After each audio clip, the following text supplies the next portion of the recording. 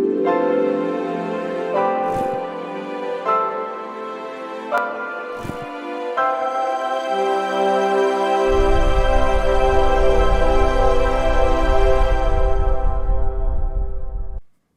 everybody, welcome back to Barter Hordes. My name is Robert. Normally I say happy Friday here, but as you can tell, I didn't upload this on a Friday. I didn't feel very good Thursday or Friday. I was kind of under the weather, had a fever, was feeling achy. I think I just kind of hit a wall. I wasn't sleeping. I was overdoing some of my interval training, and so I took 2 days off the bike, did nothing but really read and nap for 2 days, and the fever went away just fine. It's not COVID related. I haven't left the house except to go to the pharmacy in months. And I haven't sat here all weekend wearing my medal or my finisher's t-shirt, but I did finish my first cycling challenge about a week or 10 days ago, and I just got the medal in the mail this week, and so I was kind of excited about that. I understand why people go to races for the medals. They're kind of cool. I'm doing them all virtually, of course. They don't really have a lot of bike rides locally with medals and t-shirts and the things like they do for runs, but the virtual challenges around the world have really picked up. Given the pandemic, it's a way of keeping people motivated and exercising even when they have to do it on their own or even inside, like I'm doing. A lot of my riding is inside. I have been reading though, and I have a couple of books that I finished that I want to tell you about, and I want to tell you about what I'm currently reading and just kind of get caught up on a Friday reads on a late Sunday afternoon. The first book I finished was one for February selection for my BACKLIST book club, and that was Muriel Sparks' 1965, I think, novel, The Mandelbaum Gate. Our group, it's a pretty large group. Not everybody reads every book every month. They kind of jump in and jump out as their schedule permits. But we've had, I think this is our 7th or 8th book now. We started seven or 8 months ago. And we've had a pretty diverse reaction to virtually everything we've read. Somebody has disliked it, somebody has really liked it, and we've had at least a couple of champions of every book we've read until this one. And I didn't like it at all, and I thought, well, surely somebody will step up for it. Half the group DNF'd it. The half that finished it kept thinking it was going to get better, and it just never did. It's a weird book, and I've read some other Muriel Spark books, and it has some of the same characteristics in terms of her prose style. But this is a book about a foreign office, not agent, not ambassador, I'm not sure what his official title is, the guy who works for the Foreign Office from London, but he's working in Jerusalem, in Israel. And he goes back and forth on the weekends. On his time off, he goes through the Mandelbaum Gate, which is one of the separations between Israel and Jordan. At the time, 1961, when this book is set, there's still a lot of tension, and the two countries are extremely suspicious of everything going on across the border with their rival, their neighbors. And so the Mandelbaum Gate is one of the few places where you can actually cross if you have the correct papers. And Freddie often goes across and spends the weekend with friends in Jordan as a way of getting away from the office. But this book is kind of a parody of espionage novels in some ways, because Freddie discovers some things about an espionage ring. But it seems like it's built on stereotypes of British people, and of course Muriel Spark is writing from experience, of British people, of Arabs, of Jews. The whole thing just seems based on a bunch of caricatures, and the people don't seem real. The dialogue is so stilted and unrealistic that there was just nothing about this book that allowed me to sink my teeth into it in a positive way. And so I think I ended up giving it 2 stars, and I think one of those was generous.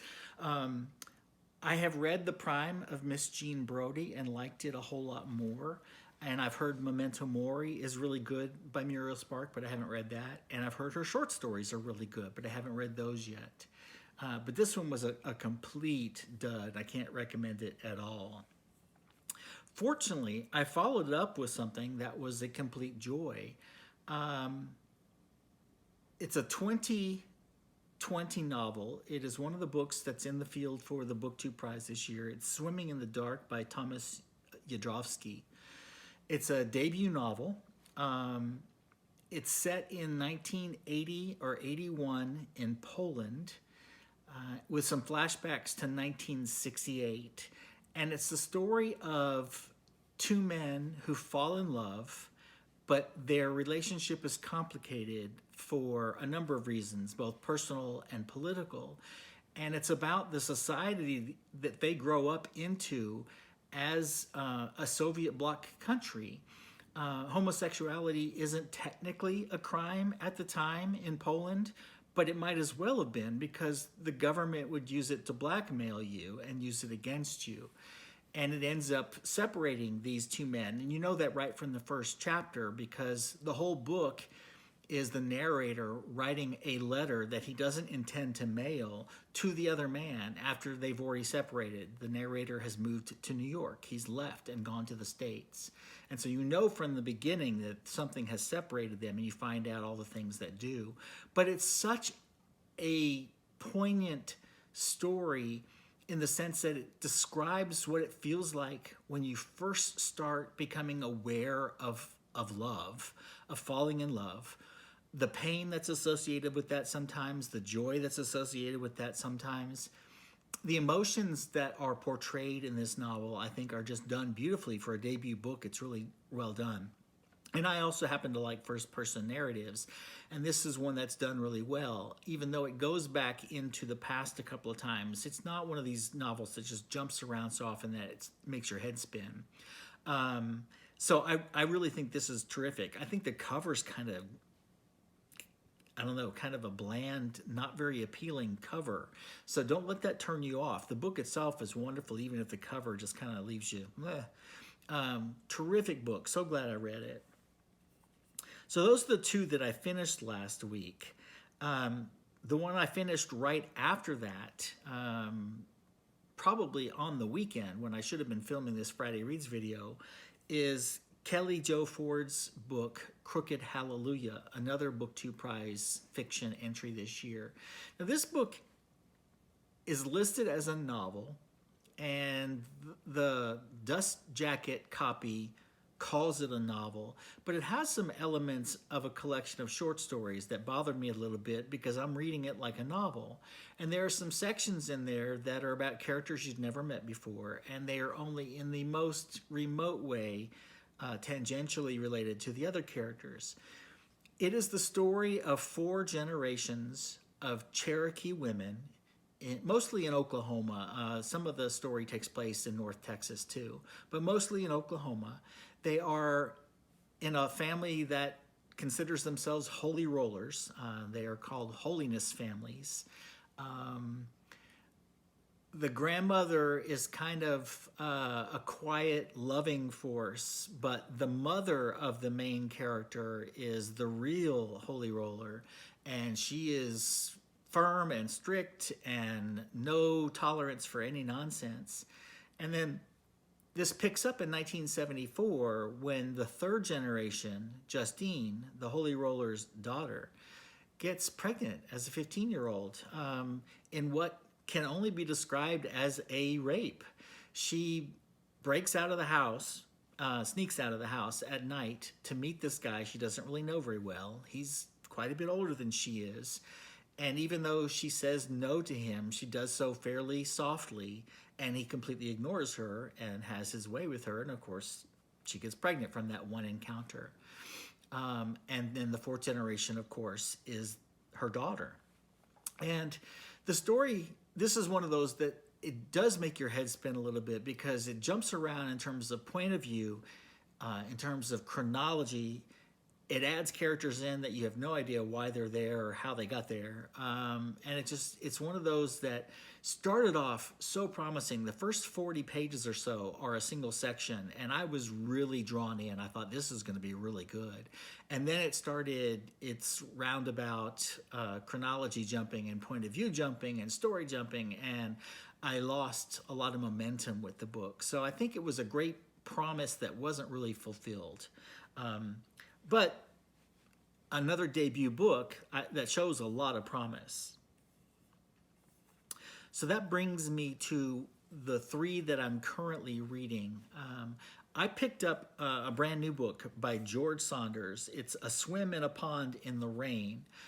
It's a masterclass that basically condenses what he teaches at Syracuse University in his literature class, literature for writing class, where he teaches 7 Russian classic short stories as case studies for how stories do their work.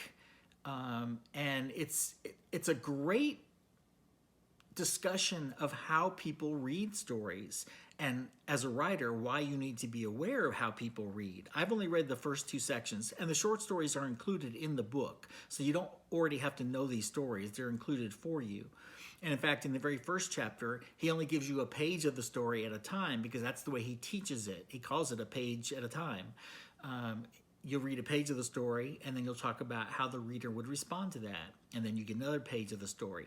And then the rest of the stories, he gives you the full story up front, and then the discussion afterwards, and then an afterthought, which is more about pure writing. It's essentially his writing class, and it makes me want to go back to school. Now, granted, they get 600 or 700 people applying for his class every year, and they only take 6. So the odds of getting in are pretty slim. But what a joyful class to be in. For one thing, this is not an ego trip for George Saunders. This book is not really about him.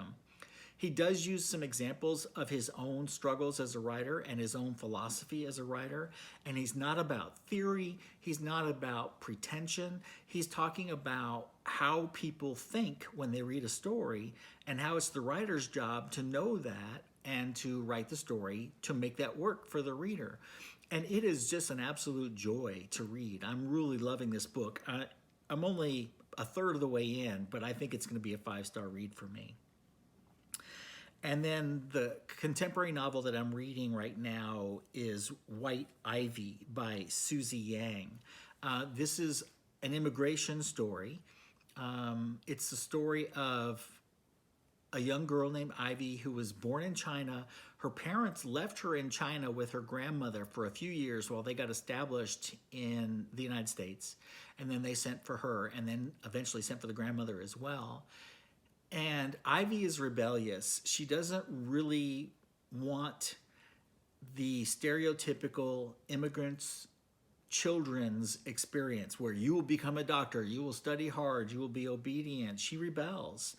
And that's as far as I've gotten so far. She has just finished college. There's kind of a jump in chronology there. She's finished college, she's working, and she's kind of obsessed with a boy that she knew a dozen years ago, the one year she attended this private school before they moved. And she's been reacquainted with him, and I have a feeling that the rest of the book is about her obsession with this guy. And then I'm also reading in the evening. I'm trying to get away from the screens because I'm not sleeping well at all. And so I'm cutting my phone off at least an hour before I go to sleep. I'm trying to read in bed, which I don't normally do. And I've been reading my next Louise Penny book. This one's called A Better Man. I forget if this is number 15 or 16 in the series, but it's probably 15. It's one of the last ones. Put it this way, it's the last one that's out in paperback. I know she has one that's set in Paris that is already out in hardback and is coming out in paperback later this year, and I've pre-ordered that. And she has another one coming out, I think, later this year. And I just found out that she is co-writing one with Hillary Clinton. So kind of like what Bill Clinton did with James Patterson, she's doing one with Hillary. So it's not going to be part of this series, but I'm interested to see what that collaboration turns out. So that's what I'm currently reading. I'm writing every day, of course. I did start a new challenge to take the place of the North Carolina challenge that finished. I'm doing one now called Canyon to the Coast, which is from Bryce Canyon, Utah to, I forget what part of the coast in California it is. It's, I'll put a picture of the little logo up there, which has the map on it. So I'm doing that. I'm still doing the Route 66 challenge, which will take me probably another 7 or 8 months to finish. It's almost a 2,300 mile challenge that I signed up for a year to do it. I'm going to finish it faster than a year, but I'm not going to finish it anytime soon. So that's what I've been up to. I hope you're doing well. For those of you following the BookTube Prize, we're at the midpoint of the octafinals. Some of the judges have already started turning in ballots. The super fast readers are ones who had already read some of their books before. And then over the next 4 weeks, I'll be getting the rest of the ballots. And at the end of March, we'll be cutting the field down to the quarterfinals. So the top 24 books in each field. I'll talk to you again soon, everybody. Bye-bye.